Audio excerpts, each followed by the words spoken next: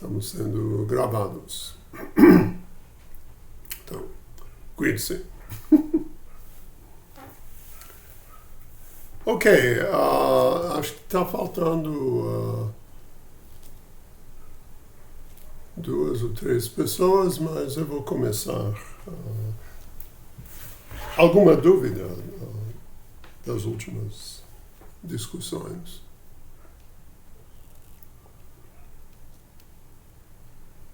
Professor, quanto ao material, esse material dos Anselmos, você terminou ele na aula passada? Sim. A partir da aula de hoje, tem material postado lá no... Sim, eu já enviei o arquivo chamado Aplicações Básicas. Sim, sim. Então Aplicações básicas. Dá uma olhada ali. Tá. Bom, deve estar no Dropbox, mas se não conseguir encontrar, eu posso enviar por e-mail de novo. Mas eu acho que eu enviei. Mas vou dar uma olhada. Eu encontrei. Tá, beleza. Ok, então vamos lá.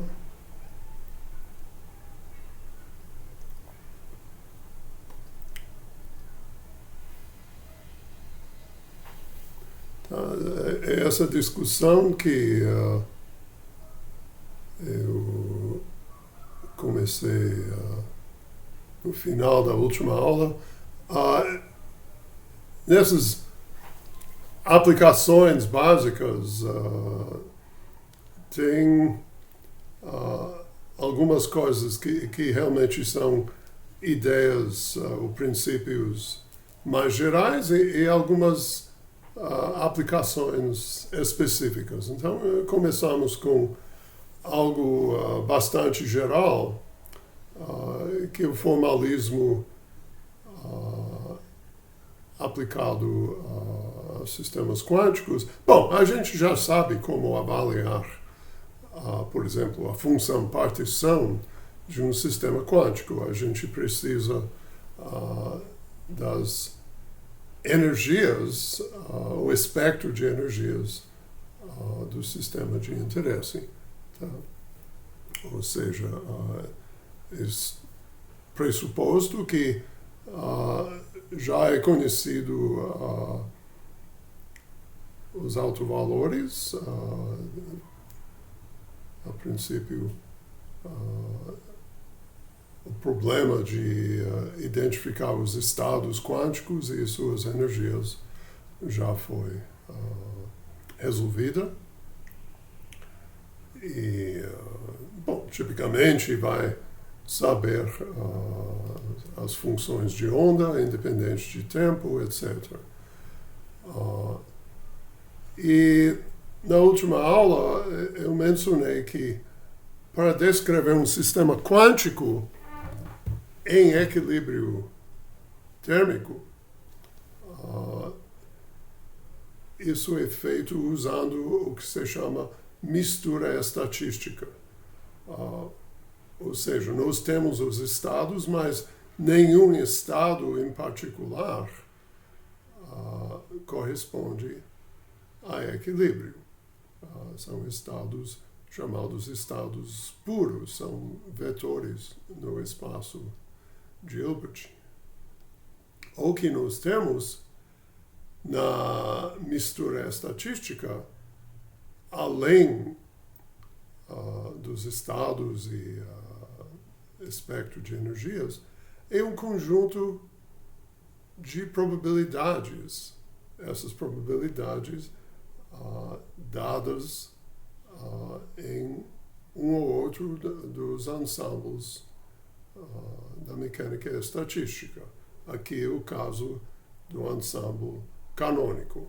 Tá? Para o ensemble microcanônico, como já foi mencionado, as probabilidades seriam iguais para todos os estados quânticos com energias entre uma determinada energia E e E mais delta E.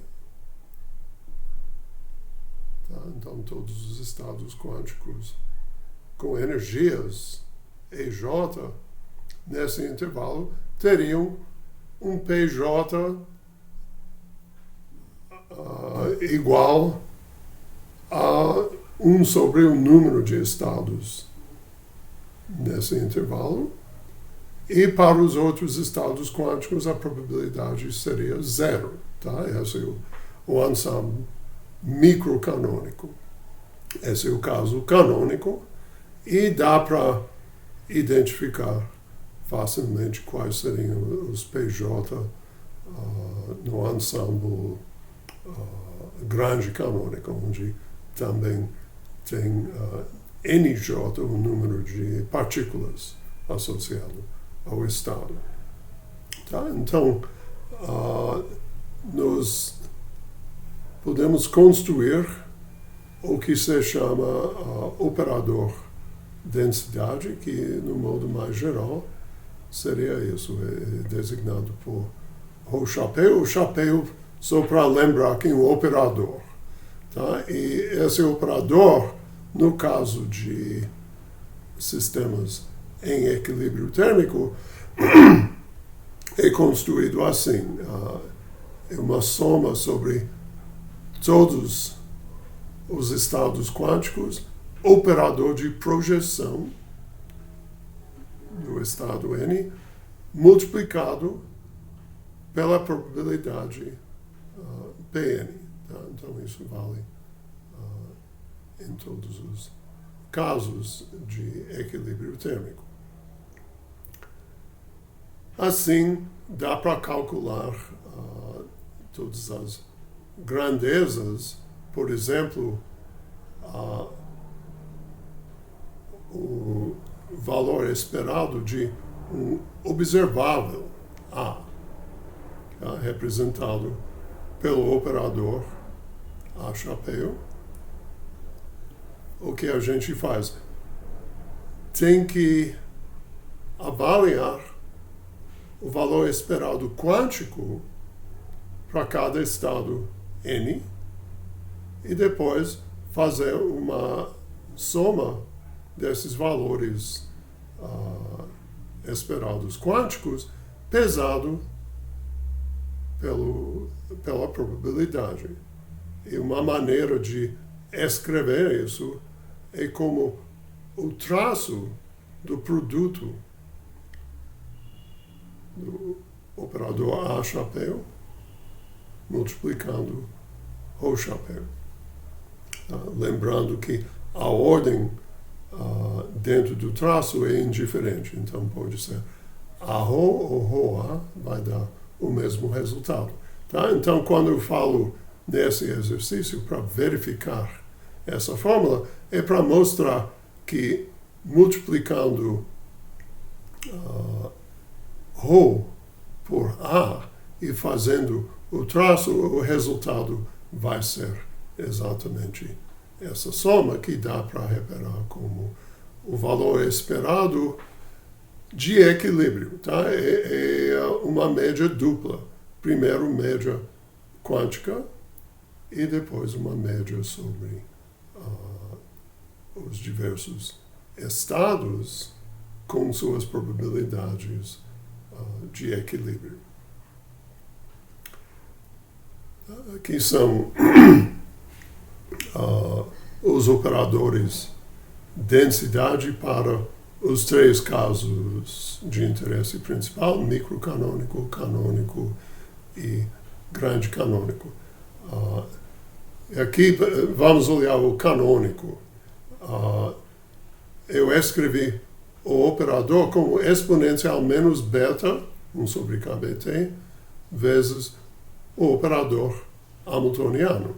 Tá? Porque, como nós sabemos, essa exponencial, que é um operador, tá? Exponencial do operador hamiltoniano, é um operador, no sentido, pode expandir isso em série de Taylor, se for interessante, mas nós sabemos que, aplicado a um estado quântico, sendo que H, esse H é o que eu escrevi como H chapéu.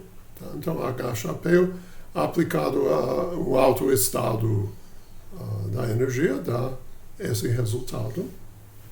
Então, nós podemos aplicar essa identidade nessa expressão. E 1 sobre Z é para normalizar novamente a distribuição de probabilidade.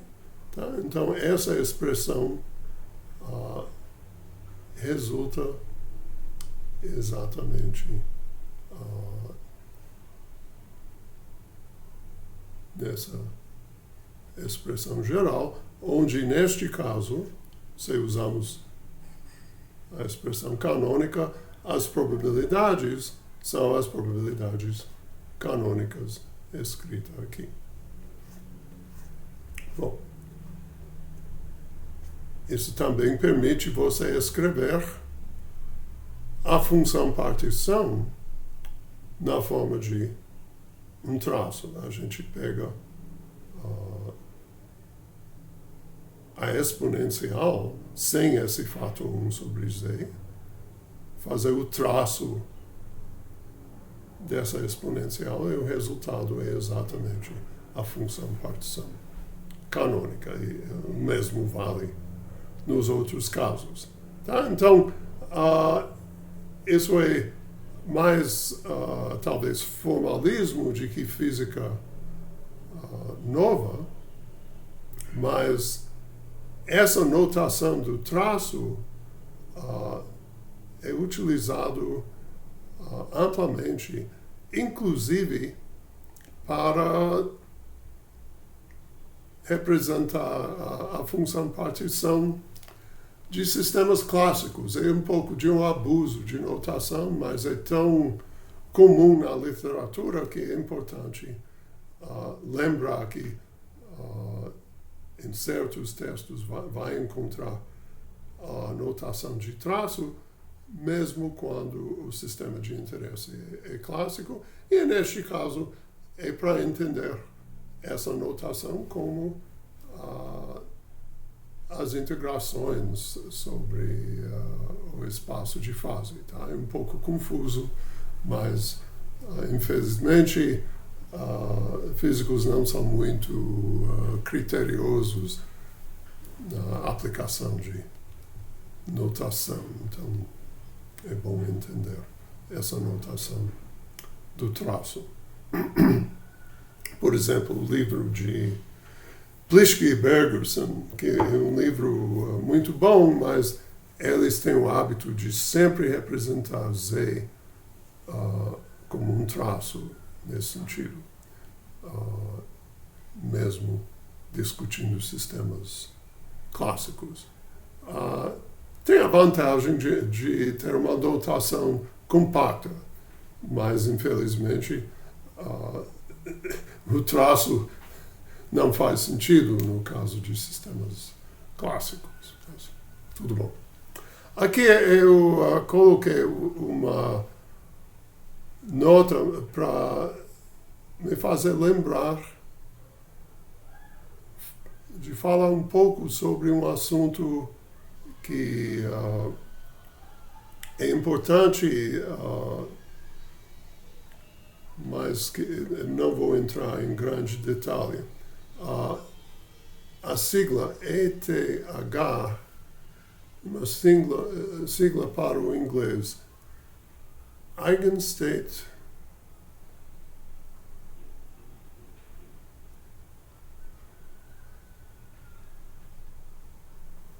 Thermalization Hypothesis.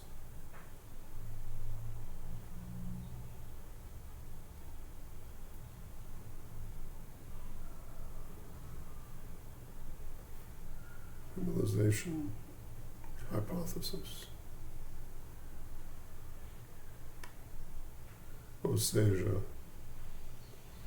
a hipótese de termalização de autoestados. Que diabos é isso?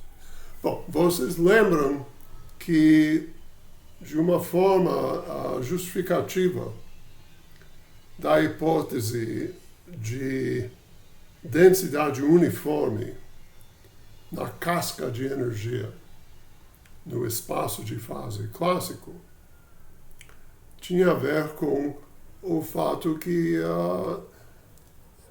as trajetórias clássicas para um sistema não integrável, um sistema clássico não integrável, não há nenhum motivo para supor que a trajetória visita uma região da casca de energia mais frequentemente que outra região. E que isso está ligado às propriedades de mistura e ergodicidade que é acreditado valem para sistemas caóticos.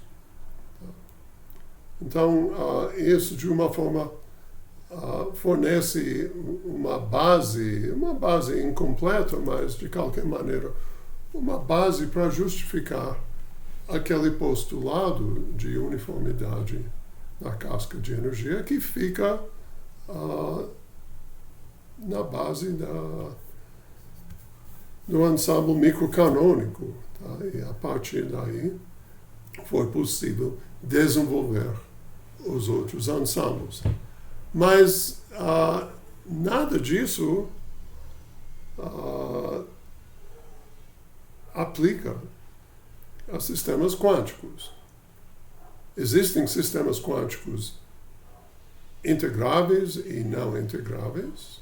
Tá? Por exemplo, um sistema de osciladores harmônicos quânticos é um sistema integrável. Quando isolado, não vai atingir equilíbrio termodinâmico. Em contato com um reservatório, pode sim. Mas a falta de uma base em termos de espaço de fase, esses argumentos de espaço de fase, para os sistemas quânticos levou a uma busca de outras justificativas para a mecânica estatística quântica.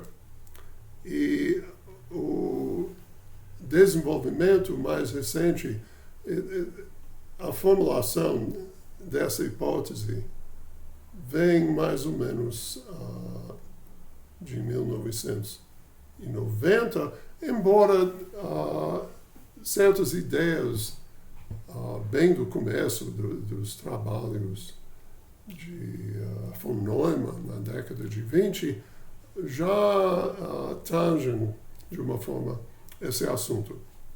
Mas a hipótese é o seguinte: se a gente tem um sistema quântico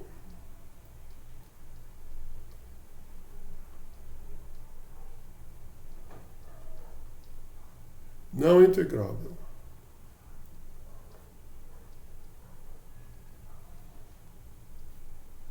de muitas partículas, N partículas onde N é muito maior que 1.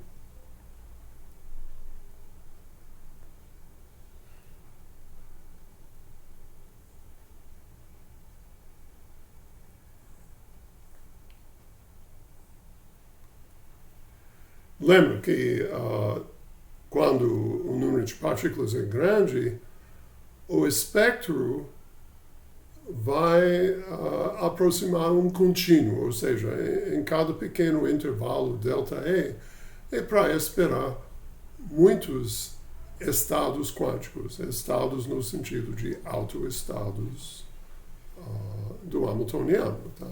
Daí o termo eigenstate, o autoestado. Então, a hipótese que foi formulada pelo Deutsch, um físico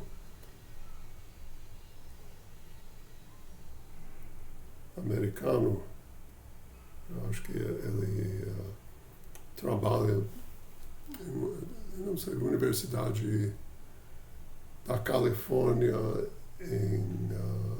eu esqueço qual campus, mas ele continua ativo e trabalha em Califórnia. A ideia de Deutsch é que para tais sistemas, se nós pegamos um autoestado do Hamiltoniano típico, em algum sentido, ou seja, pode ter casos excepcionais, mas tipicamente, se nós olhamos observáveis que dependem de uma ou poucas partículas,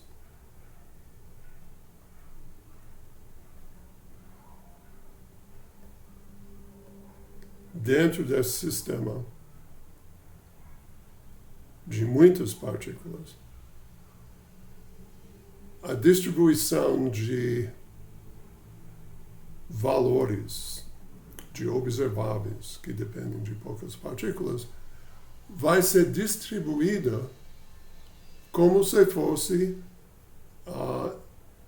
em um sistema de equilíbrio térmico com a distribuição canônica.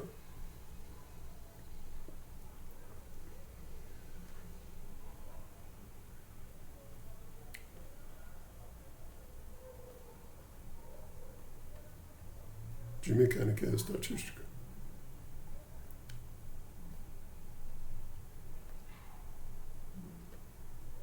Tá? Então, aqui não tem nada de espaço de fase, de caos, que é fundamentalmente um conceito clássico, porque tem a ver com trajetórias no espaço de fase, mas é uma afirmação, e o Deutsch tentou justificar isso de uma maneira não muito rigorosa, mas motivando.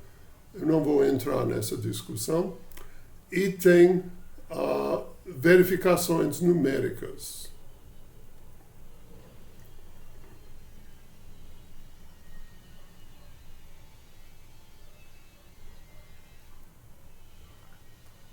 Para os sistemas não integráveis. Porque o problema é que, sendo não integrável, nós não temos para um sistema com interações com muitas partículas, obter analiticamente nem o espectro, nem os autoestados. Então, é algo que tem que ser verificado numericamente, pegando sistemas de... Bom, o mais popular, ao meu entender, são cadeias de spins.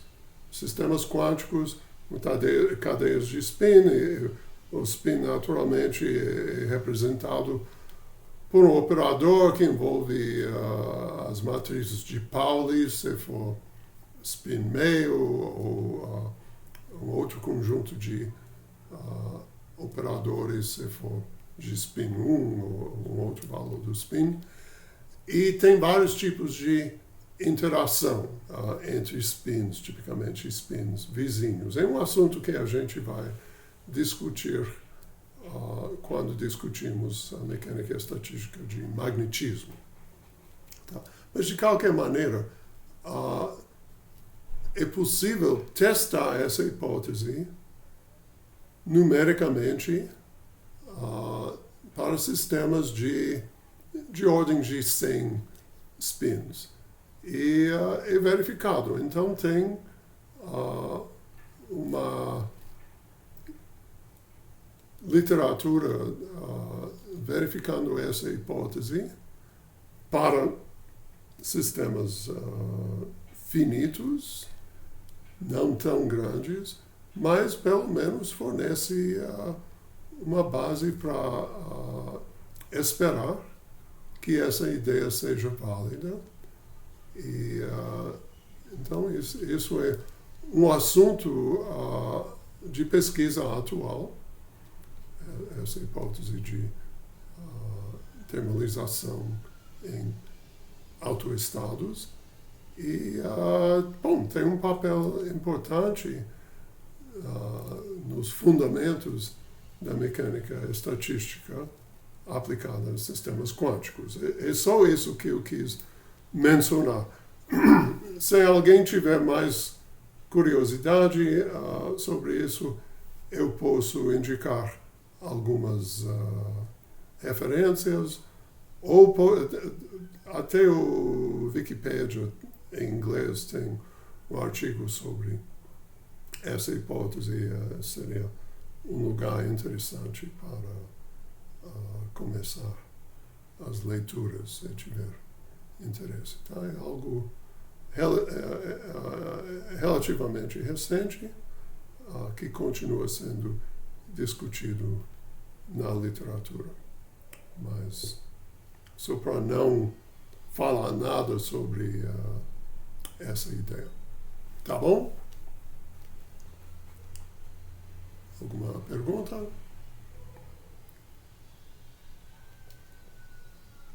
Ok. Tranquilo. Tá. Então, eu vou continuar, mas lembram que existe essa hipótese. E agora a gente vai para uma outra observação geral, que tem a ver com entropia e distribuições de probabilidade.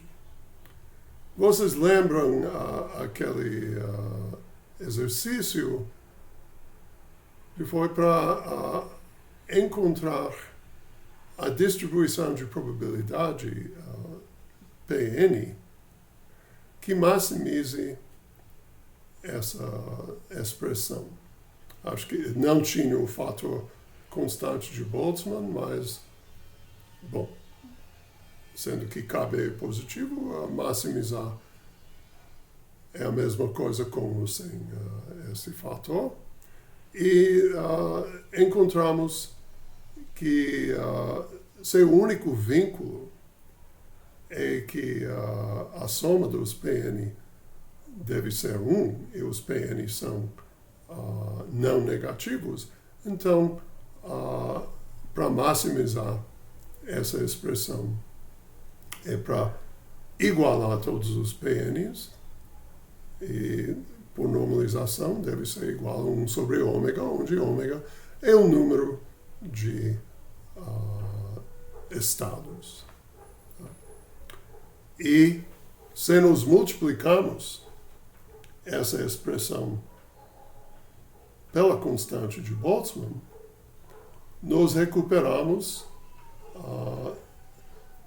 igualando todos os Pn ao mesmo valor, encontramos S igual a constante de Boltzmann vezes Ln de ômega, número de estados, que é a nossa definição, né, estatística de entropia no ensemble microcanônico. Então, é interessante essa observação. Agora eu vou mostrar que essa expressão, menos Kb, soma sobre estados, probabilidade do estado N vezes o Ln, a probabilidade, também é igual à entropia no ensemble canônico. Tá? Nos lembramos que no ensemble canônico, menos Kb Ln de Z, função partição, é igual à energia livre de Helmholtz. Tá?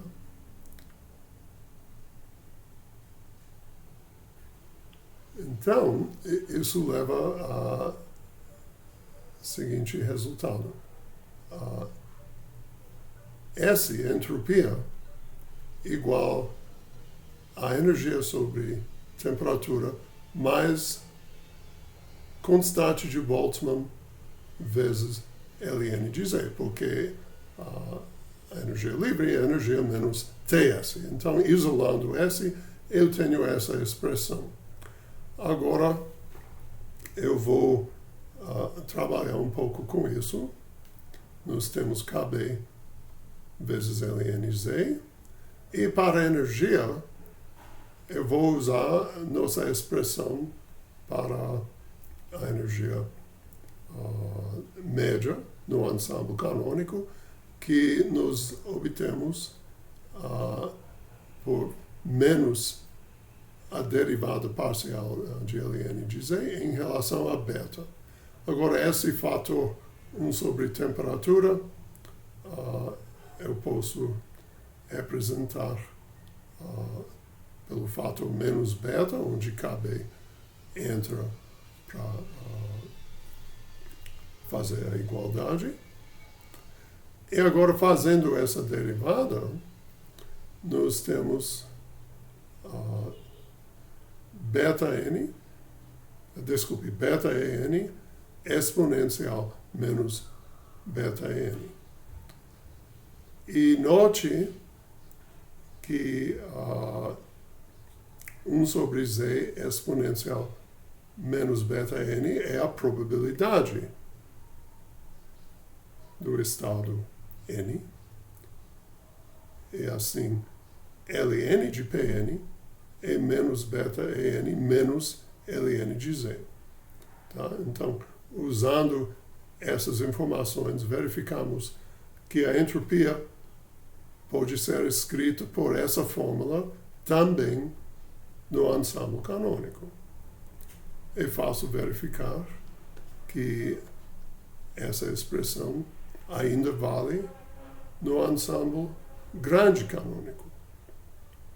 Tá? E, a princípio, pode aplicar também no ensemble das pressões.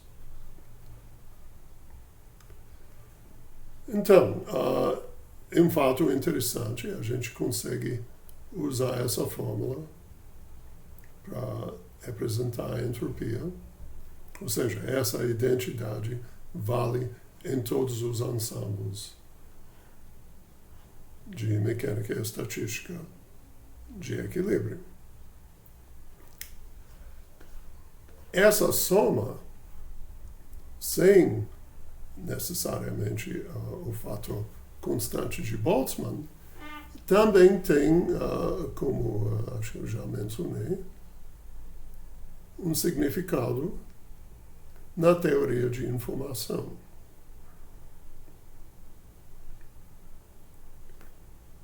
Na teoria de informação é mais usual usar, em vez de Ln, usar logaritmo base 2,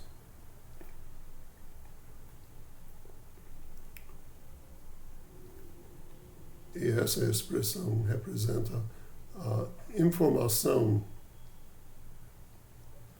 média por símbolo em uma sequência de símbolos que seguem essa distribuição de probabilidade.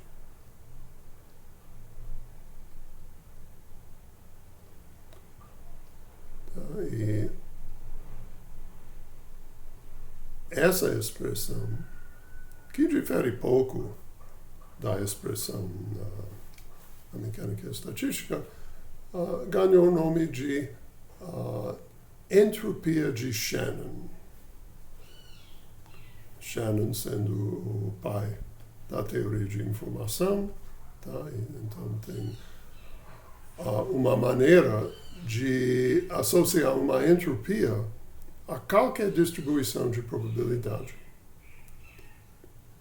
Não apenas a distribuições que seguem a forma da mecânica estatística, mas uma distribuição qualquer, que pode não tem nada a ver com a física. Tá?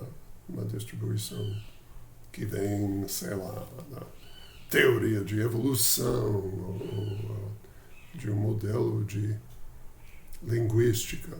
Tá? Então, tem essa interpretação, entropia de Shannon. Por que Shannon chamou isso de entropia? Ele conversou com von Neumann, disse, olha, eu encontrei essa expressão para o conteúdo médio de informação, no sentido da teoria de comunicação, por símbolo, e é parecido a essa fórmula de Gibbs. Mas o que eu devo chamar essa grandeza? Eu, von Neumann, acho que brincando, falo, bom, sendo que ninguém entende o que é a entropia, afirmação discutível, por que não chamar isso de entropia? E o Shannon seguiu o conselho do von Neumann e ficou conhecido como entropia. Tem um outro capítulo da história que é o que eu fiz aqui. O outro capítulo é que em casos fora de equilíbrio, tá? Situações em sistemas físicos fora de equilíbrio, onde nós não temos a priori uma distribuição de probabilidade, pessoas usam essa fórmula para definir a entropia termodinâmica. Mas isso é uma prática comum na comunidade, na literatura de física e estatística fora de equilíbrio. Mas nada garante que essa grandeza realmente tem as propriedades de uma entropia.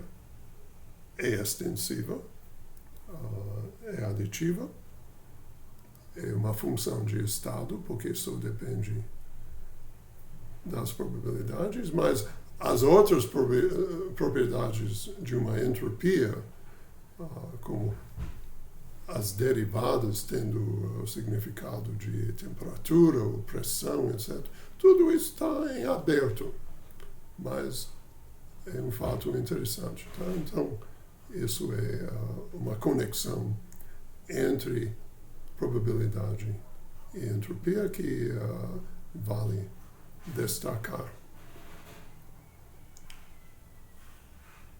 Bom,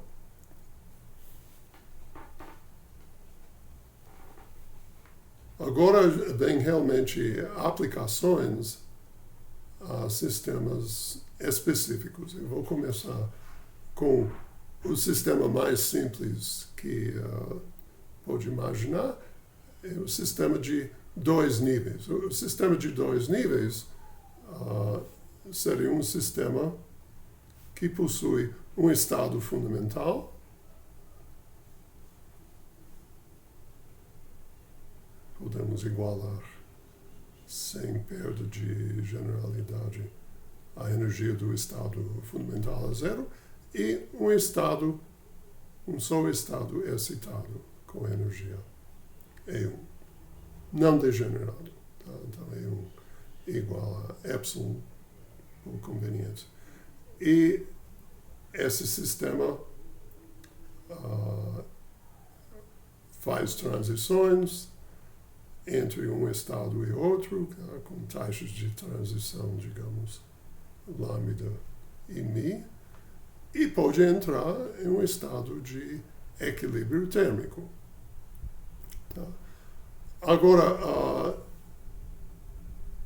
essa situação de 2 níveis é realizado exatamente ou aproximadamente por vários sistemas físicos. Tá? Talvez o mais óbvio seria uma partícula de spin meio em um campo magnético externo. Tá? Então, nós sabemos que o Hamiltoniano que descreve esse spin seria menos o produto escalar do campo magnético externo e o operador de spin, que eu vou escrever dessa maneira. Mas vamos pegar a direção Z ao longo do campo magnético, então B é o módulo do campo magnético vezes um vetor unitário na direção Z, e nós sabemos que os valores possíveis de S e Z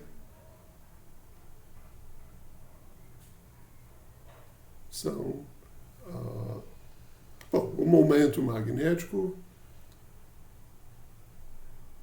seja o que for, talvez um magneton de Bohr, mas de qualquer maneira um M, momento magnético, vezes mais ou menos meio. Tá? Ou seja, tem exatamente dois estados. Então é fácil relacionar epsilon a esses valores. E isso é realmente um sistema que possui exatamente dois estados quânticos. Pode pensar em outros exemplos, como um átomo, que o átomo vai ter muitos estados, mas em certas situações apenas o estado fundamental e um estado eletrônico excitado são de interesse, tá? Além de outros casos. Tá? Então, é um sistema muito simples de analisar.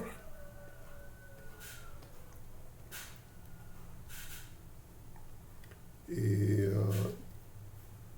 vou pedir para vocês calcular a função partição e algumas propriedades termodinâmicas de um sistema de dois níveis em equilíbrio à temperatura T. Então está tudo aqui. Depois, a gente vai usar esse modelo para o nosso primeiro projeto de simulação Monte Carlo. Tá? Então, eu vou introduzir a técnica de simulação Monte Carlo, acho que na semana que vem, e a gente vai ter, como eu mencionei no início, dois projetos de simulação, e um vai ser bastante simples, só para ter uma prática, para tirar dúvidas e ver como todo o processo funciona, que nós aplicamos a simulação ao modelo mais simples do mundo, digamos, que é o sistema de dois estados. O sistema de um só estado não tem graça, porque nada acontece. Então tem que ter pelo menos dois estados para ter algo interessante. Então, isso fica para os exercícios. Agora vamos olhar o caso de um gás ideal diatômico. Isso quer dizer um gás de moléculas idênticas e cada molécula consiste de dois átomos, que podem ser átomos idênticos ou não. Tá? Ou seja, pode ser a molécula N2, com os dois átomos de nitrogênio do mesmo isótopo, portanto, idênticos, que a gente chama de homonuclear, ou heteronuclear, por exemplo, CO, monóxido de carbono. Claramente são dois átomos distintos. Então, o que nós temos nesse gás? Cada molécula tem um centro de massa e eu vou supor que os centros de massa podem ser tratados classicamente. Lembrando a discussão da última aula, que envolve comparar um comprimento, que é aquele comprimento térmico de de Broglie, lambda, esse comprimento com a distância típica entre moléculas vizinhas. Tá? E quando essa desigualdade é satisfeita, que a distância típica entre moléculas, acho que eu chamei de D, distância entre vizinhos, a gente relacionou D a densidade, número de moléculas por volume. Tá? Então, quando a distância entre moléculas vizinhas é muito maior que esse comprimento de de Broglie térmico, estamos no limite clássico no que se diz referente ao centro de massa. Mas agora, cada molécula também tem uma estrutura interna. Nós temos dois núcleos que podemos tratar a massa dos átomos como concentrada nos núcleos. Tá? Os núcleos são separados por uma distância R. R pode variar, ou seja, nós temos um modo vibracional e também pode ter rotações em torno de dois eixos. Os dois eixos que são perpendiculares a essa linha que liga os dois átomos, os dois núcleos. Então, isso já existe na descrição clássica de, digamos, duas massas ligadas por uma mola. Então, é conveniente mesmo na discussão clássica separar o centro de massa. Tá? Então, o centro de massa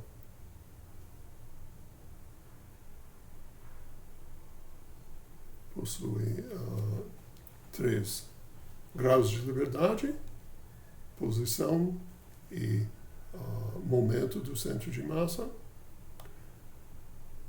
que o tratamento dos centros de massa, se for um tratamento clássico, segue o modelo do gás ideal clássico monoatômico. A novidade aqui seria os graus internos, vibracional e rotacional. Esses graus nós vamos tratar de maneira quântica e depois ver qual seria o comportamento no limite clássico. Tá? Então,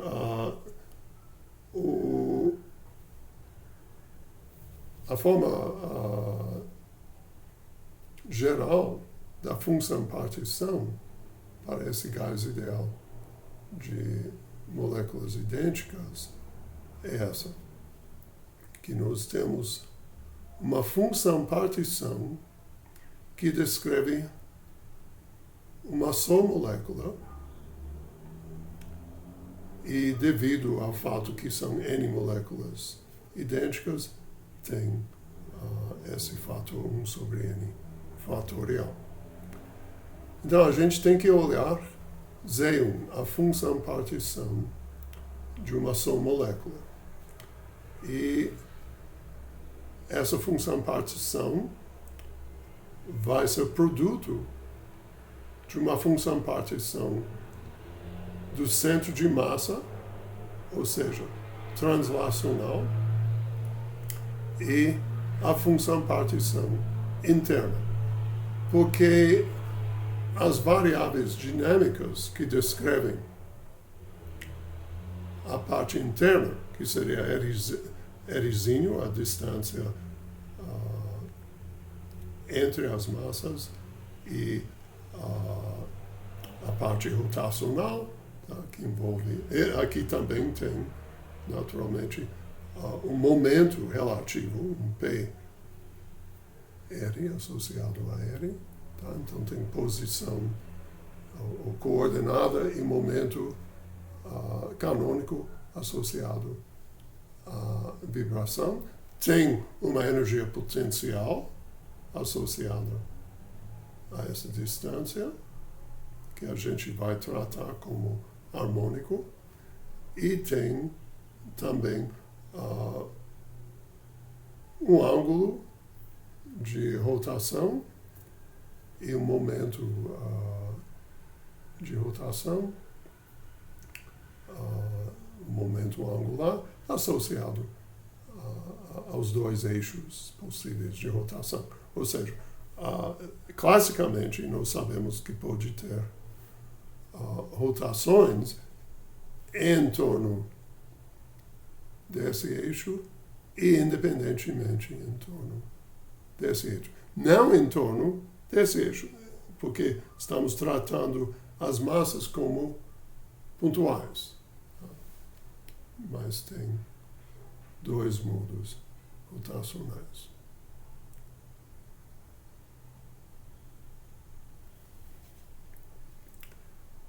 Beleza.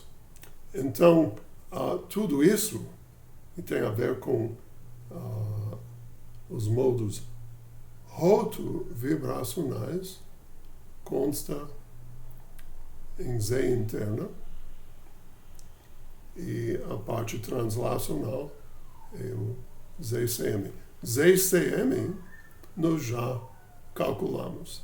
Inclui a integração sobre espaço, que leva ao fator V, e a integração sobre os momentos, e aquele fator 1 sobre H3. Tá? Tudo isso combina para dar lambda, comprimento de de Broglie, A3, como nós já encontramos. Então, essa fórmula, com essa expressão para ZCM, já fornece o caso monoatômico. E a novidade é essa parte que descreve a parte interna da molécula, seja diatômica, triatômica, poliatômica. O caso que dá para analisar da maneira mais completa é o caso diatômico. Então, a gente vai analisar a função partição interna para uma molécula diatômica. Bom, a gente pode ter um pouco de intuição pensando no problema de halteres, ou seja, duas massas pontuais ligadas por uma haste rígida de massa desprezível. Tá? No caso clássico, tá? Então dá para escrever o hamiltoniano desse sistema em termos de um ângulo e um momento angular, vai envolver a inércia angular, a inércia rotacional I desse sistema. Tá? Então, uma vez que você consegue o hamiltoniano clássico, dá para escrever a função partição clássica. Quando eu falo escreva, pode ser em termos de integrais, não é necessário avaliar as integrais. Bom, voltando à discussão quântica, quando nós temos uma molécula diatômica, tem oscilações radiais e rotações.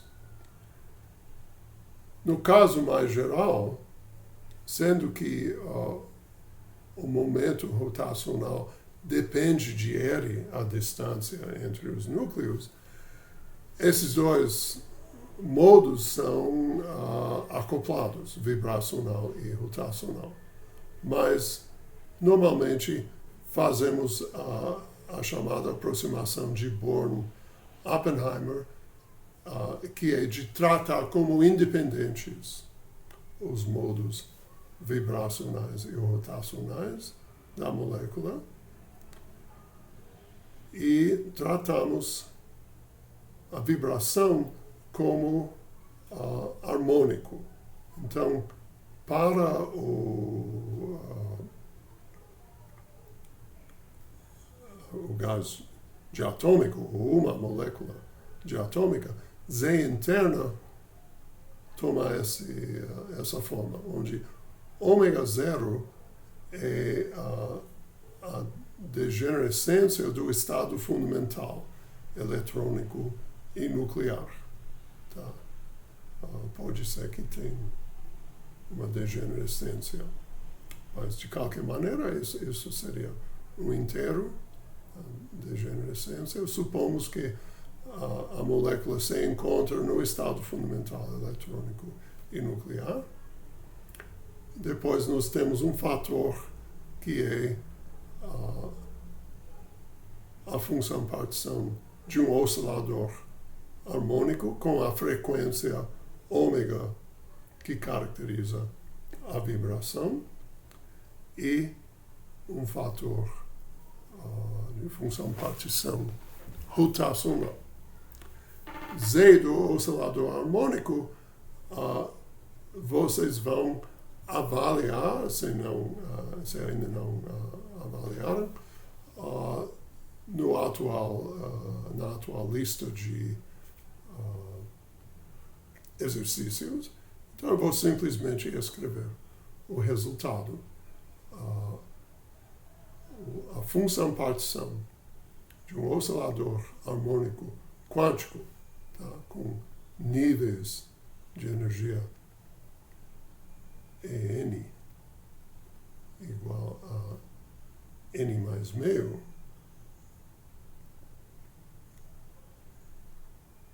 H cortado ômega, N tomando valores 0, 1, 2, etc., até infinito,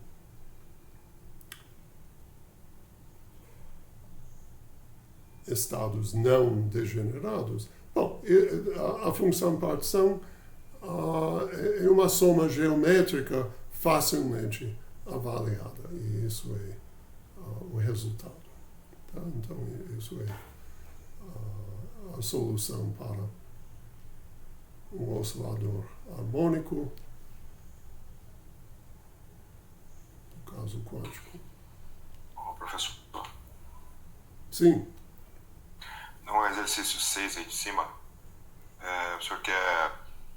a gente pode encontrar o hamiltoniano relativo a um sistema de duas partículas, mas com energias em modos de vibração e rotação, ok? Além da translação, né? Sim. Aí daí, a partir desse hamiltoniano, a gente pode encontrar aí a função partição. Exato. Mas isso é para o caso clássico, então isso é um pouco diferente. Sim. Inclusive, para o halteres, nem tem que pensar no centro de massa.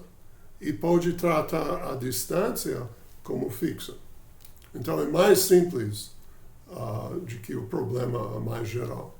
É um problema bem restrito. Entendi. Então, para evitar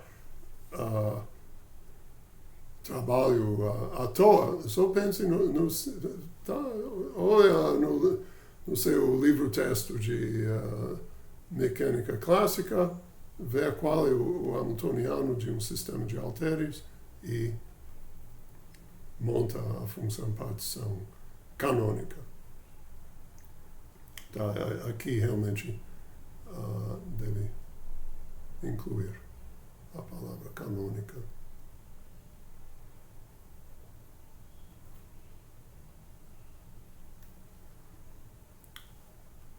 Muito bom. Bom, isso merece um pouco de discussão, porque se nós olhamos a energia de um sistema de dois átomos neutros ligados em uma molécula, como que é essa energia potencial? A energia potencial segue esse modelo. Tá? Por exemplo, eu tenho a molécula N2.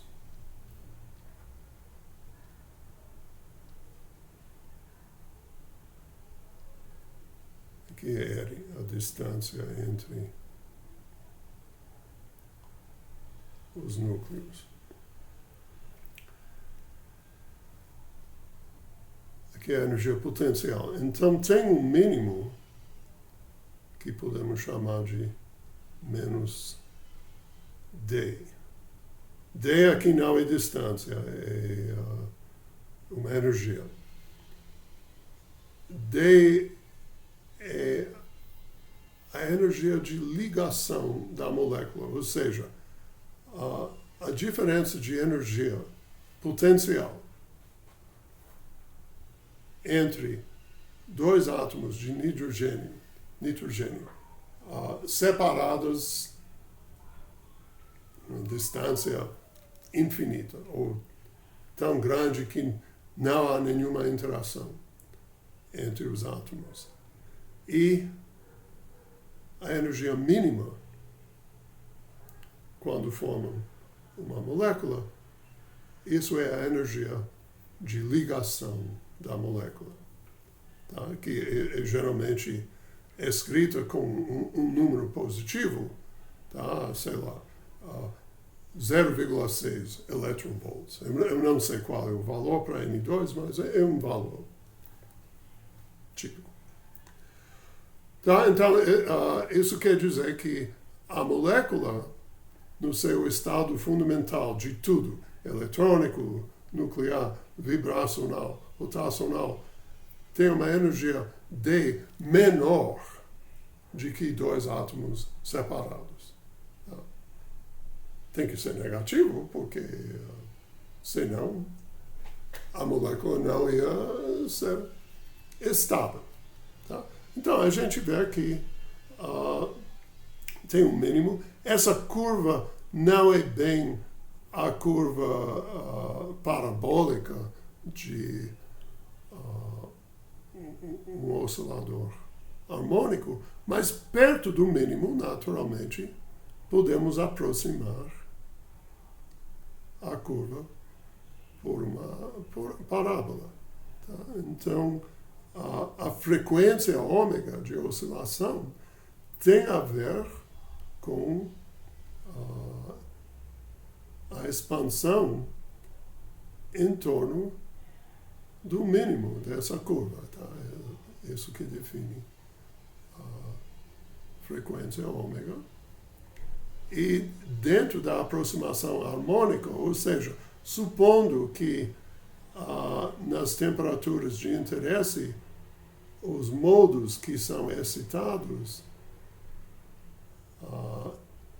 são bem aproximados por essa parte quadrática, harmônica, da curva de energia potencial, nos montamos essa expressão. Tá? É uma aproximação que geralmente funciona bastante bem para moléculas em sistemas na temperatura ambiente. Só uma pergunta, como que essa curva é determinada? Você pode fazer uma conta de química quântica, o que isso quer dizer? Pegar o problema de 2Z elétrons, onde Z é o número atômico do átomo de interesse. Então, é um problema de 2 núcleos e 2Z elétrons. Fixar a distância entre os núcleos e calcular, usando, resolver a equação de Schrödinger numericamente e calcular a energia do estado fundamental.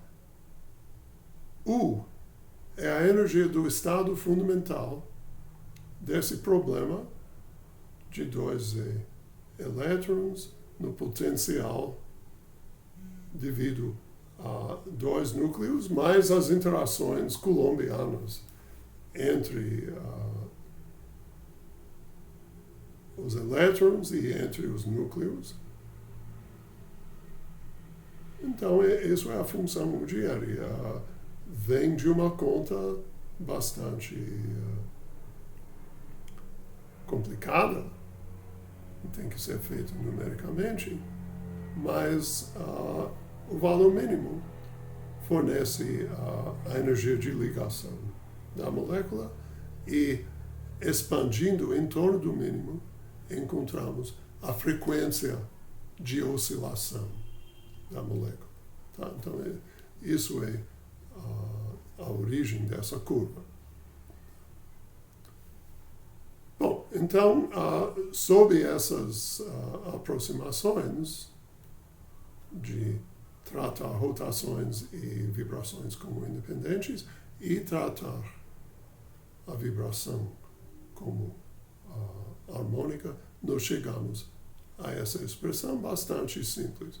Aqui está escrita em termos de H cortado ômega, tá? Que define os níveis. E aqui eu introduzi uma expressão θV. Se a gente junta beta H cortada ômega ou realmente H cortado ômega sobre KB, o que nós temos? H cortado ômega é uma energia e dividindo a energia por constante de Boltzmann, temos uma temperatura.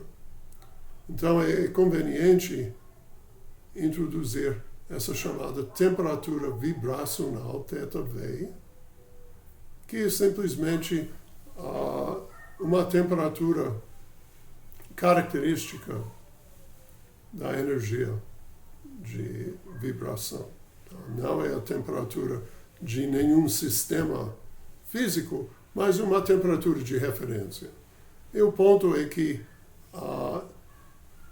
agora comparando a temperatura real com essa temperatura fictícia, a temperatura vibracional, podemos ver se o sistema está no limite clássico ou não. Qual é o limite clássico? θV grande, θV pequeno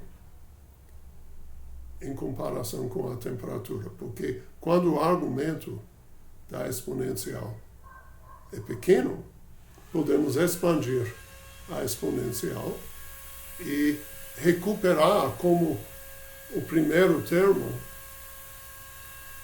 a expressão clássica. Então, a utilidade dessa temperatura vibracional é para dar uma noção se estamos ou não no limite clássico. Esperem um instante, eu tenho que fechar a porta. Não, sem problema.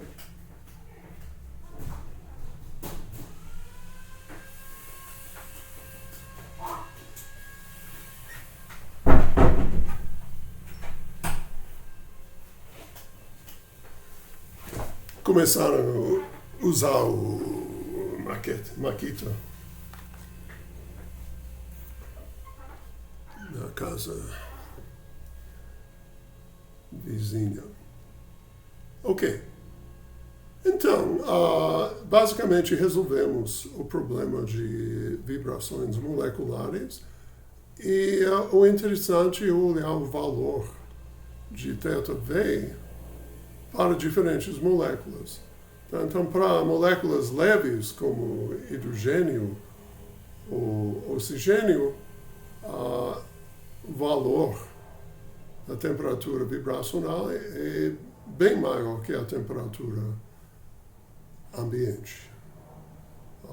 Mas para moléculas mais pesadas, por exemplo, potássio, K2, já é bem menor e provavelmente com uma temperatura de 130 Kelvin, dá para usar a aproximação clássica, se for interessante neste caso. Bom, o problema de rotações de um sistema quântico de duas massas é descrito por um modelo chamado rotor rígido. Seria equivalente ao halteres, mas o halteres quântico. Tá? Então, isso é um problema padrão de mecânica quântica, que admite uma solução exata da equação de Schrödinger. O sistema é caracterizado pela inércia rotacional, tá? Que você encontra de maneira usual, igual no caso clássico, e a análise da equação de Schrödinger fornece um espectro de energias caracterizados por um número quântico J, que toma valores inteiros, não negativos, e tem uma degenerescência a cada nível, 2J mais 1. Tá? Então, essas são as energias proporcionais a J vezes J mais 1 e a degenerescência. Portanto, a função partição canônica de um rotor rígido é essa expressão. Soma sobre estados, que viram uma soma sobre valores de J com a degenerescência e exponencial menos beta vezes energia. Aqui menos beta e energia é J. Podemos novamente introduzir uma temperatura associada às rotações, temperatura rotacional, que é definida aqui. A parte da energia que envolve constantes, ou seja, que não envolve um número quântico que continua em evidência.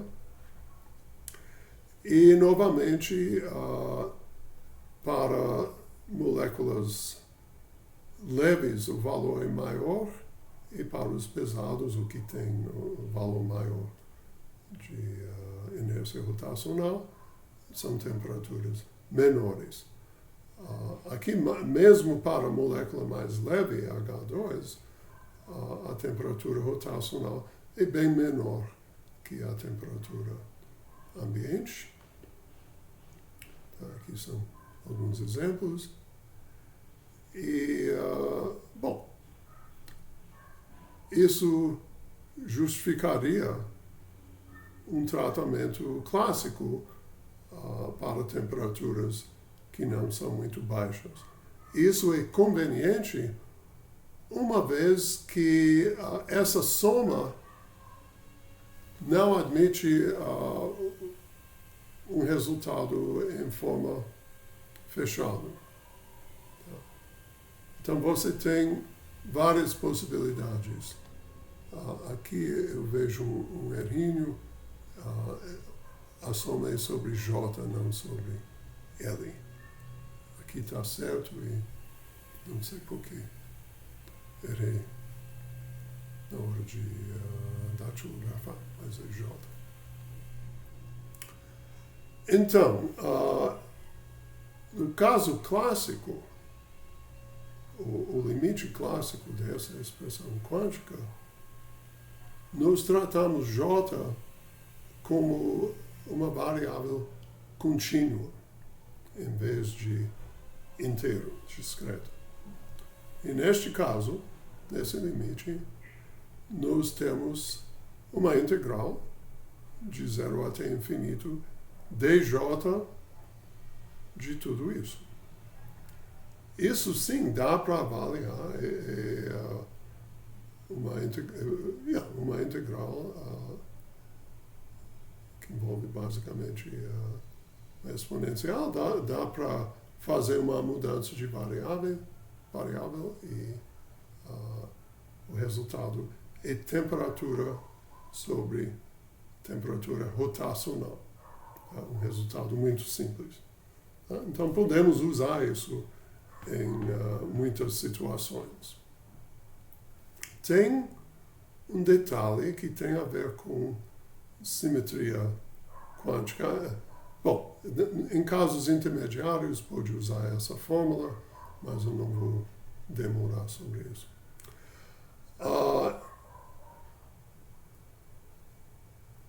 Quando a molécula é heteronuclear, essa fórmula vale. Quando é homonuclear, tem uma simetria que não é capturada no limite clássico. Que é essa simetria? Se nós temos dois átomos idênticos e tiver uma rotação de π radianos, o que nós fizemos? Trocar dois átomos, duas partículas idênticas. Ou seja, não há diferença nenhuma. Então, essa simetria se reflete no fato que para moléculas homonucleares, no limite clássico, o resultado é T sobre 2 θr. Esse fator de meio, obviamente, está ligado à simetria, mas esse resultado é o resultado no limite clássico. Então tem esse detalhe que entra em certas análises. Bom, com isso, nós conseguimos avaliar toda a função partição interna de uma molécula diatômica e dessa maneira podemos voltar a nossa expressão completa, que Z1 é o produto desses fatores, a função partição do centro de massa, que nós já discutimos, e a função partição interna. Para moléculas triatômicas, poliatômicas, a única novidade seria na avaliação da função partição interna, porque agora tem mais modos vibracionais, rotacionais e até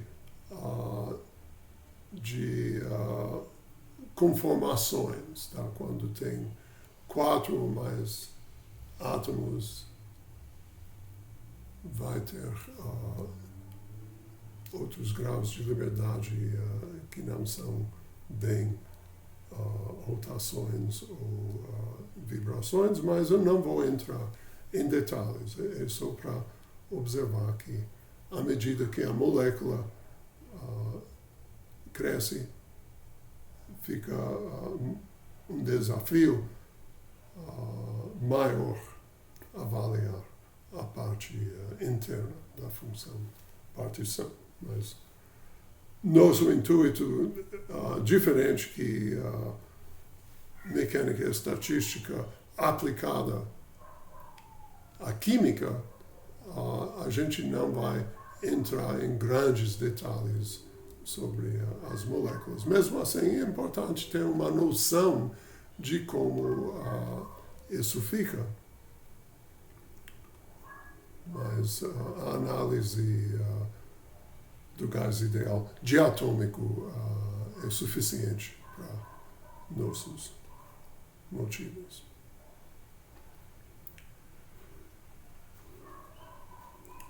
Bom,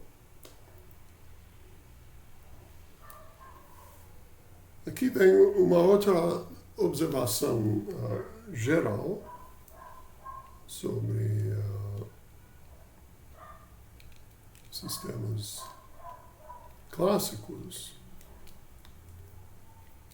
que é o seguinte: se nós temos um sistema clássico, ou, se quiser, um sistema quântico que pode ser tratado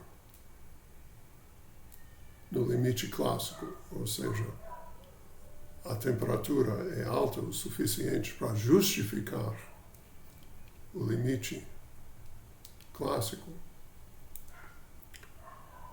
E se o hamiltoniano consiste de termos quadráticos nos momentos e posições, mesmo momentos e coordenadas canônicas, tá? O importante nessa parte de discussão é que o hamiltoniano seja uma forma quadrática nas variáveis dinâmicas e que o sistema seja clássico. Neste caso, nós sabemos que a energia média é meio kBt para cada variável que entra no hamiltoniano de forma quadrática. E esse resultado é bastante famoso, é chamado o teorema de equipartição.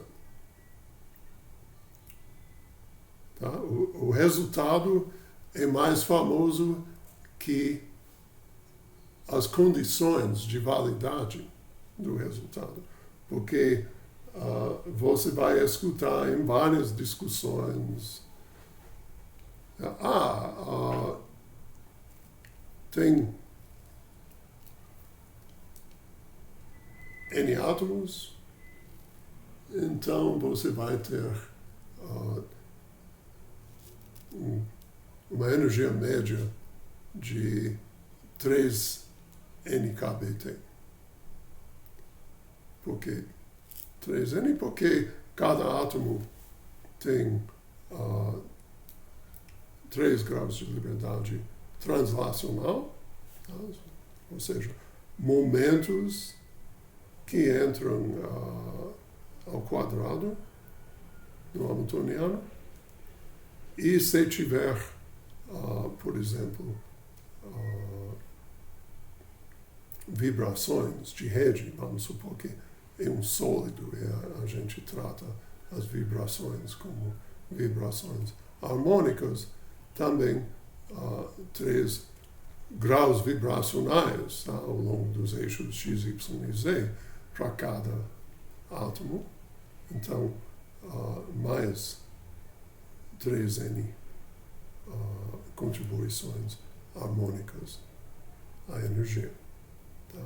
Então, usando esse resultado, a gente tem meio kBt vezes 6n, o número de termos do hamiltoniano, então 3n kBt, energia média. O problema é que, às vezes, pessoas esquecem que isso vale apenas no limite clássico e apenas para variáveis dinâmicas que entram no hamiltoniano de maneira quadrática. Tá? Para os momentos, isso é tranquilo, mas para as coordenadas, estamos supondo que tudo é harmônico, que não tem nada de não harmônico que pode ter, por exemplo, em cristais não harmônicos que são importantes, por exemplo, na ótica quântica, entre outras aplicações. Então é importante lembrar essas restrições. Por que clássico? Porque nós sabemos, da nossa análise anterior, que cada uma dessas variáveis dinâmicas vai entrar no Z com um fator, por exemplo, dp exponencial menos beta P2 sobre 2m. Aqui P é uma das componentes de um momento tridimensional de uma das moléculas. Então, se tiver um total de n termos, cada integral dessa é uma integral gaussiana que vai trazer um fator 1 sobre beta no resultado. É proporcional 1 sobre beta. Tal que, quando nós fazemos ln de z e fazemos a derivada em relação a beta para calcular a energia, vai ter uma contribuição de meio kBt. Tá? Desculpe, não é beta, é raiz quadrada de beta, e daí a potência de meio, fator de meio. A mesma coisa para coordenadas que entram no hamiltoniano de forma quadrática, como se fosse um oscilador harmônico. Tá?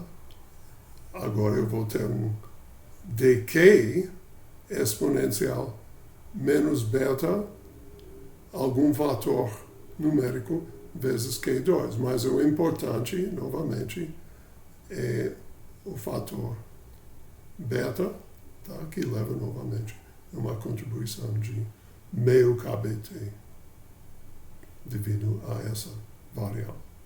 No caso quântico não é bem assim. A gente não tem integrais para avaliar. O caso do oscilador harmônico é instrutivo. Tá aqui. Tá? Aqui o oscilador harmônico, a função partição canônica de um só oscilador harmônico. Como vocês vão encontrar calculando a energia média do oscilador quântico, a gente vai ter uma contribuição H cortada ômega sobre 2, que é a energia do ponto zero. E, além disso, vai ter uma contribuição que depende da temperatura, mas que é extremamente pequena, exponencialmente pequena, para temperaturas baixas. Aqui, temperatura baixa quer dizer KBT muito menor que H cortada ômega. Esse é o limite de temperatura baixa.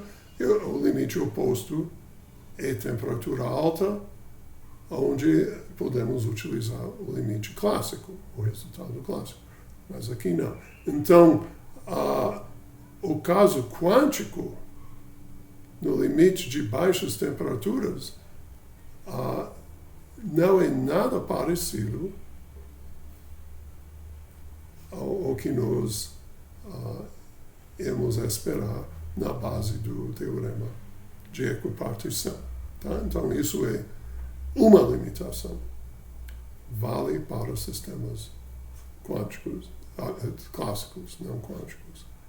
E a outra questão é se tiver uma variável que entra no Hamiltoniano, não de forma quadrática, mas, por exemplo, um oscilador não harmônico que contém no Hamiltoniano uma contribuição além da contribuição quadrática, também, mesmo no caso clássico, não segue o teorema de equipartição. Tá? Aqui, nesse exercício, eu vou pedir para você avaliar a primeira correção, a energia média, tá? Mas isso é para a outra lista de exercícios. Muito bom. Perguntas?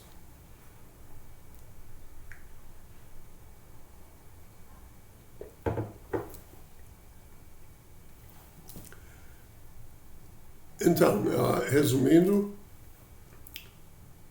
a mecânica estatística clássica justifica o teorema de equipartição, mas não deve aplicar cegamente esse resultado aos sistemas quânticos ou sistemas com termos não harmônicos no Hamiltoniano.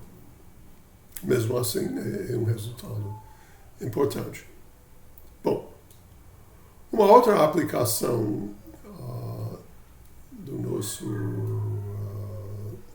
nossa análise ainda de sistemas ideais é uma expressão para a constante de equilíbrio que descreve uma reação química, pelo menos em fase gasosa, ou seja, uma reação química entre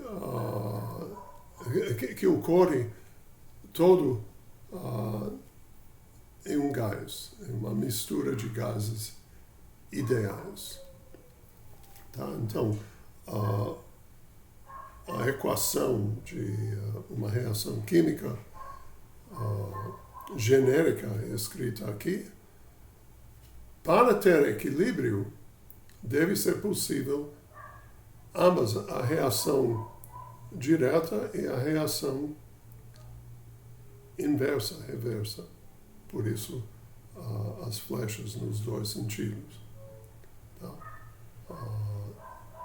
Se não tiver a possibilidade de reagir e de voltar para os produtos reagem para voltar aos reagentes, não tem como estabelecer equilíbrio. Então, isso é um ponto fundamental. Mas podemos imaginar alguma reação desse tipo. Não sei se precisam de um exemplo, mas vamos pensar em 2H2 mais O2 reagem para produzir 2 moléculas de água.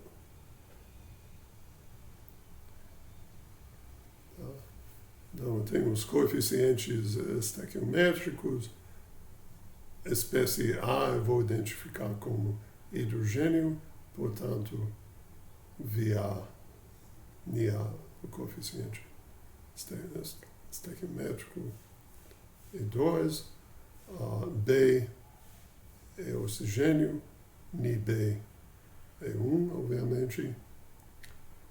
Aqui não tem uma espécie D, mas tem a espécie C, o produto que é a molécula de água, novamente NiCe2, etc. Então, reações que seguem esse esquema geral, pode ter mais que 2 reagentes, pode ter apenas um, mesma coisa aqui, mas isso é o caso representativo. Bom, por que nós podemos encontrar o estado de equilíbrio? O que quer dizer o estado de equilíbrio? Seria para determinadas quantidades dos reagentes no estado inicial. Vamos supor que o estado inicial nós só temos reagentes e nenhum produto. E, de alguma maneira, provocamos essa reação química. E, após um certo tempo, a reação vai para equilíbrio. O que isso quer dizer? Que as quantidades dos reagentes e produtos não variam mais com o tempo. Isso é o sentido de equilíbrio de uma reação química. Durante o progresso da reação, as quantidades de reagentes e produtos variam com o tempo, mas após um tempo suficiente não variam mais. E a gente quer saber algo sobre as quantidades de produtos e reagentes nesse estado de equilíbrio. De fato, essas quantidades, ou densidades, quantidade por volume, dessas moléculas, são ligadas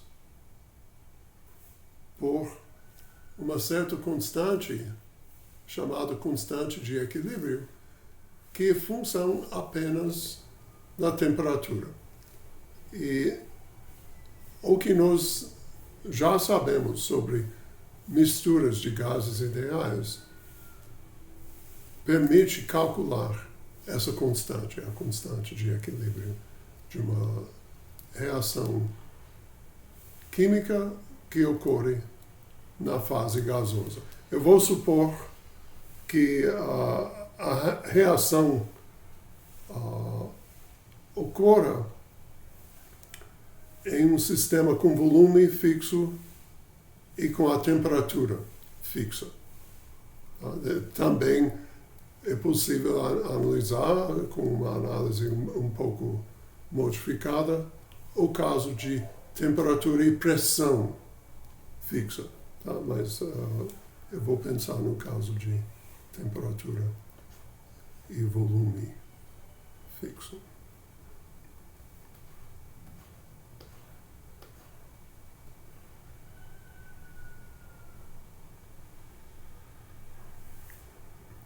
E a ideia é que quando temos um sistema mantido a temperatura e volume fixo, o estado de equilíbrio é o estado que minimiza a energia livre de Helmholtz, aquela grandeza A. A energia livre de Helmholtz, como a gente viu, energia interna E menos TS. Só que em uma reação química, também o número NI de moléculas da espécie I varia. Então a gente tem que pensar em um equilíbrio admitindo mudanças nos números de moléculas de cada espécie, mas sempre vinculadas por essa relação. Ou seja, no exemplo de produção de água, as quantidades de oxigênio, hidrogênio e água podem variar, mas tem um vínculo, tá? Para cada molécula de O2 perdido,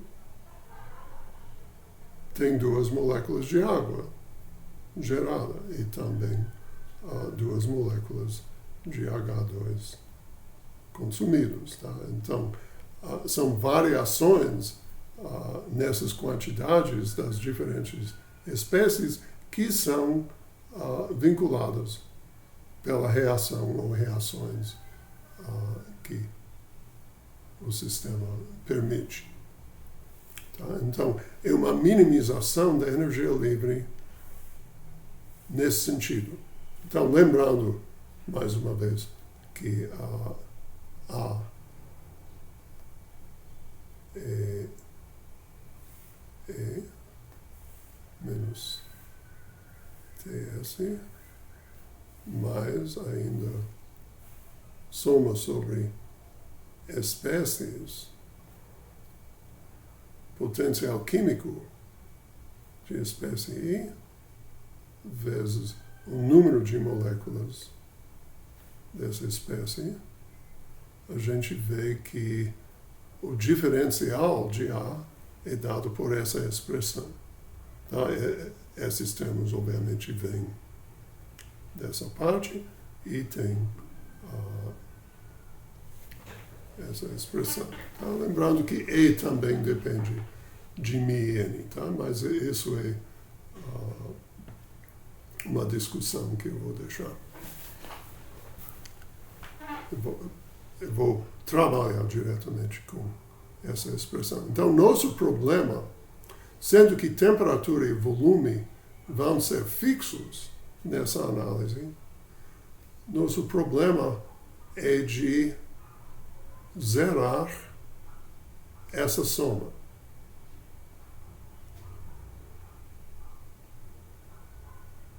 E agora vem uma outra observação. Na reação química, certos DN são positivos e outros são negativos. Tá? Para o que a gente designou como reagentes, DN é negativo, porque, por exemplo, o oxigênio é consumido na reação, nesse sentido, enquanto a água é produzida. A gente vai representar esse fato dando um sinal para os coeficientes estequiométricos. A gente vai dizer que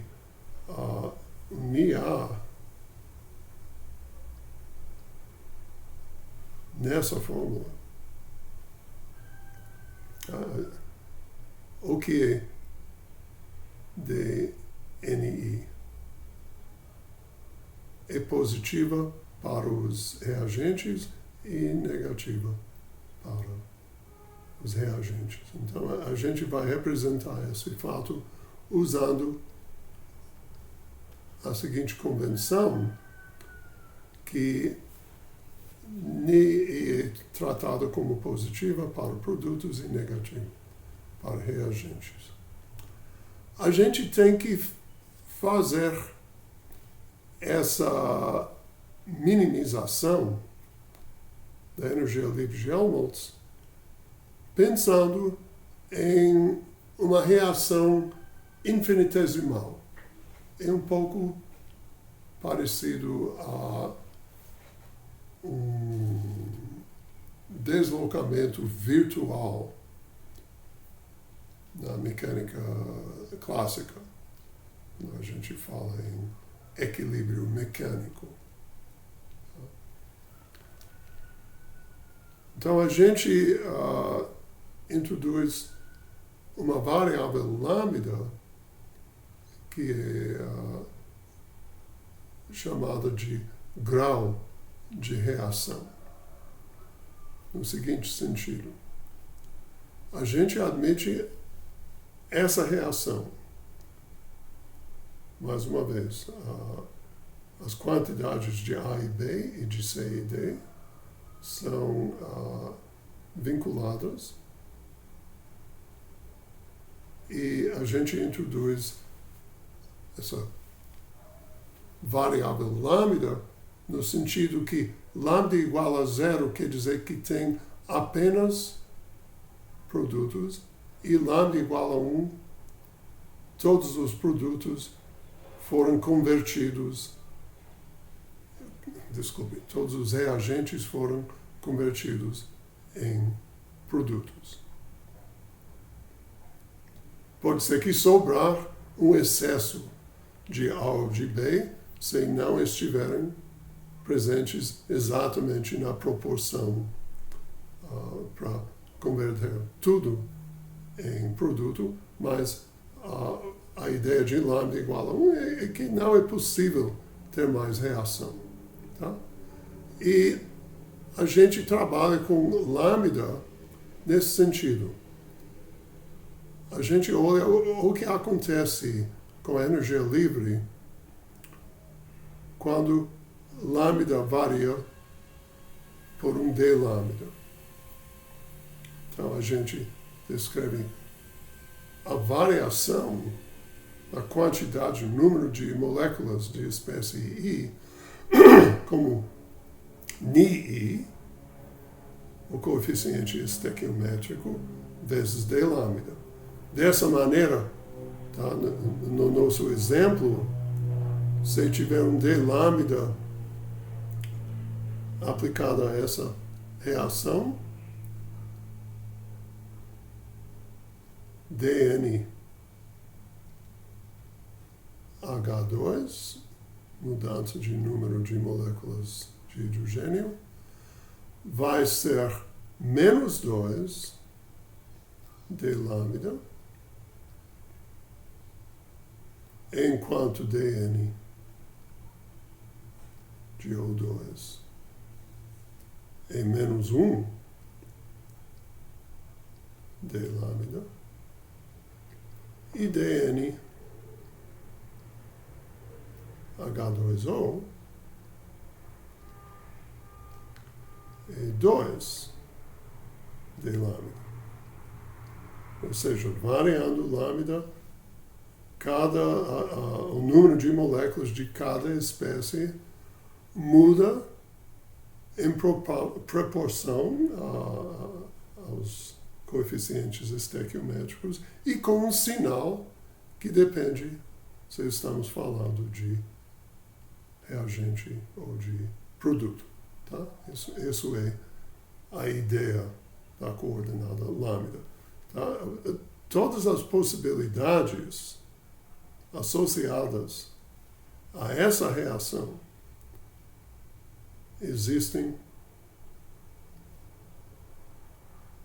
na linha lambda de 1 até 0. Tá? Porque só essas variações que respeitam as proporções dos coeficientes estequiométricos são válidos como reações químicas. Tá? Então, o que acontece? Nós consideramos a mudança de energia livre de Helmholtz associada a uma pequena variação de lambda, um d lambda. E nós sabemos que em equilíbrio, sendo que A vai ser mínimo, dA vai ser zero para um certo valor de lambda. Tá? A agora é A de lambda. Lembram? Estamos trabalhando com temperatura e volume fixos. Então, A depende das quantidades NI e, naturalmente, os potenciais químicos. E os NI variam dessa maneira. Então, afinal, nossa tarefa é de encontrar um conjunto de quantidades NI que satisfazem essa contribuição. O ponto é que, à medida que os N variam conforme essa relação, o potencial químico de cada espécie varia, e no equilíbrio, os potenciais químicos vão tomar valores para satisfazer essa equação. Bom, então, para continuar, nós teremos que calcular o potencial químico de cada espécie que participa na reação química. E aqui entra uma relação que vem da termodinâmica, ou seja, mais uma vez, nós sabemos que menos KBT ln de Z é a energia livre de Helmholtz. E da termodinâmica, nós sabemos que o potencial químico é uma derivada da energia livre de Helmholtz em relação a NI, o número de moléculas dessa espécie, derivada parcial, com temperatura, volume e os números das outras moléculas fixos. Tá? Aqui a derivada é feita com NJ constante, onde J obviamente é diferente que I. Deveria ter uma notação mencionando isso. Tá? Agora temos que avaliar essa derivada. Bom, Z é a função partição canônica de uma mistura de gases ideais. E sendo que são ideais, podemos tratar cada componente como independente das outras. Então vira um produto de funções partição para cada espécie. E agora voltamos à nossa expressão para o gás ideal de moléculas quaisquer, monoatômica, diatômica, poliatômica, que é isso?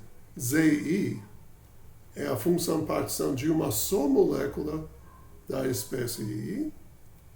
A gente eleva isso à potência NI, o número de moléculas de tal espécie, e dividimos por NI fatorial. Tá? Então, esse é o Z que nós temos que utilizar nessa expressão. Eu vou parar, que são